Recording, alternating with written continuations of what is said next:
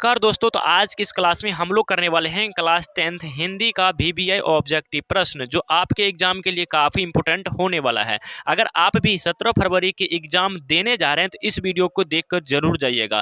काफ़ी important objective प्रश्न आज की इस वीडियो में हम लोग करने वाले हैं, तो आप सभी हमारे साथ बने रहेंगे और सारे ऑब्जेक्टिव प्रश्न को अच्छे तरीका से याद कर लेंगे। और अभी तक वीडियो को लाइक नहीं किए तो वीडियो को लाइक और चैनल को सब्सक्राइब जरूर करेंगे। पहला नंबर क्वेश्चन है दोस्तों, यहाँ पे मगम्मा किसके लिए मिठाई रखी थी? तो आप सभी को याद रखना है दोस्तों, मगम्मा जो है ना वो अपने पोते के लिए मिठाई रखा था। ऑप्शन सी बिल्कुल राइट आंसर हो जाएंगे। आप सबका भी किसी भी ऑब्जेक्टिव क्वेश्चन का आंसर पता हो तो आप सभी कमेंट बॉक्स में बताने का काम करेंगे। उसके बाद दूसरा नंबर प्रश्न है दोस्तों, कि श्रीनिवास जी का पूरा नाम क्या है? तो आप सभी को याद रखना है, श्रीनिवास जी का पूरा नाम जो है मस्ती वेंकटन अज्ञान है। ऑप्शन ए बिल्कुल राइट आंसर हो जाएगा। उसके बाद अगला प्रश्न, यहाँ आप सभी राइट आंसर देंगे। अगला प्रश्न का राइट आंसर क्या हो जाएगा? मगम्मा कहाँ के रहने वाली थी? तो आप सभी को याद रखना चाहिए, मगम्मा जो है ना वो बेंगटरपुर यानी कि बेंगलोर के रहने वाली थी। ऑप्शन डी बिल्कुल राइट आंसर हो जाएंगे। चलिए अगला प्रश्न को आप सभी जवाब दीजिए। तो अगला प्रश्न क्या करा है? करा मगम्मा किसके साथ विवाद था? तो बताएंगे दोस्तों, मगम्मा को जो है वो किसके साथ विवाद था? तो वह नजमा के साथ विवाद हुआ था। ऑप्शन यहाँ से आपका बी बिल्कुल राइट आंसर हो जाएंगे। सारे ऑब्जेक्टिव प्रश्न को आप सभी अच्छे से याद करते चलेंगे और ताकि आपका एग्जाम में अच्छा स्कोर हो सके।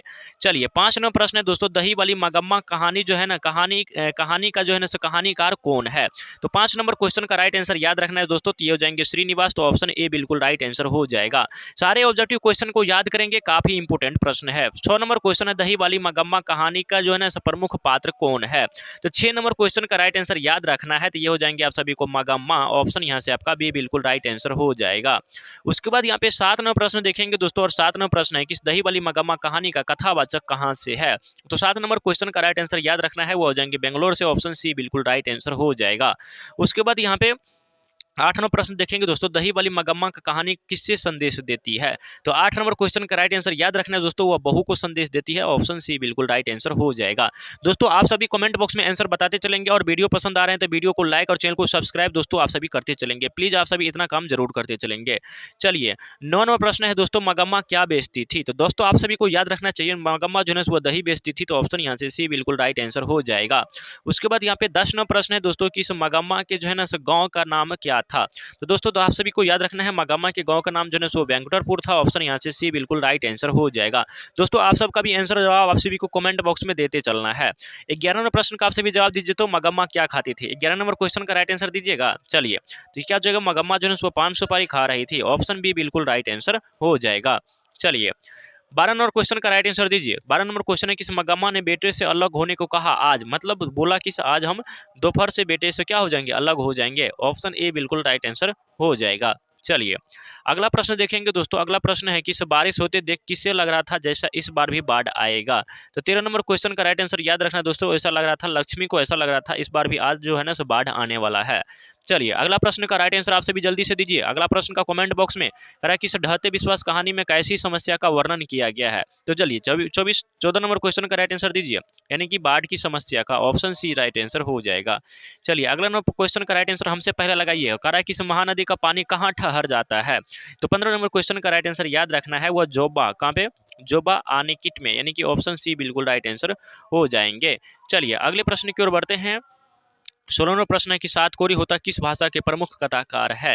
तो 16 नंबर क्वेश्चन का राइट आंसर याद रखना है, वो हो जाएंगे उड़ीसा।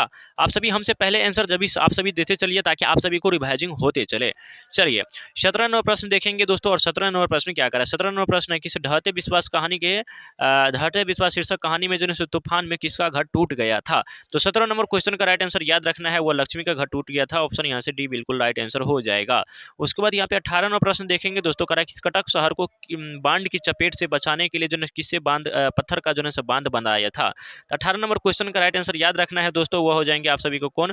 तो महाराजा, कौन? महाराज यद्यपि केसरी ने। ऑप्शन सी बिल्कुल राइट आंसर हो जाएगा। उसका 19 नंबर क्वेश्चन देखेंगे दोस्तों, करा कि ढहते विश्वास शीर्षक पाठ में जो है किस बांध के टूटने की बात की है? तो 19 नंबर क्वेश्चन का राइट आंसर याद रखना है दोस्तों, ये हो जाएंगे दलई बांध का। ऑप्शन यहाँ से ए बिल्कुल राइट आंसर हो जाएगा।